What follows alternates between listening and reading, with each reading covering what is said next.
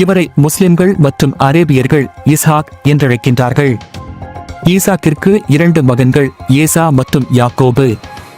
இந்த யாக்கோபு என்பவரை முஸ்லிம்கள் மற்றும் அரேபியர்களால் யாகூப் என்று அழைக்கப்படுகிறார். தேவன் அவருக்கு ஒரு புதிய பெயரை கொடுத்தார், அதுதான் இஸ்ரேல். இவரின் சந்ததியினரே பைபிளிலும் வரலாற்றிலும் இஸ்ரவேலர் என அழைக்கப்படுகிறார்கள். சாராளுக்கு ஈசாக்கு பிறந்த பின் சாராளின் வேண்டுகோளின்படி ஆபிரகாம் ஆகாரையும் இஸ்மவேலையும் பெயர்செபாவின் வனாந்தர பகுதிக்கு தூரத்து பயணமாக அனுப்பி வைத்தார்தான் மரிக்கு முன் தன்னிடமிருந்த அனைத்து ஆஸ்திகளையும் தேவனால் வாக்குத்தத்தம் செய்யப்பட்ட மகனாகிய ஈசாக்குக்கே அளித்தார். மற்ற மனைவிகளின் பிள்ளைகளுக்கு நன்கொடைகள் அளித்து அவர்கள் ஈசாக்குடன் சேர்ந்து வாழாத வண்ணம் அவர்களை கிழக்கு பகுதியில் உள்ள தேசத்துக்கு அனுப்பி வைத்தார் என்று ஆதியாகமம் 25:5-6 வசனங்கள் குறிப்பிடுகிறது.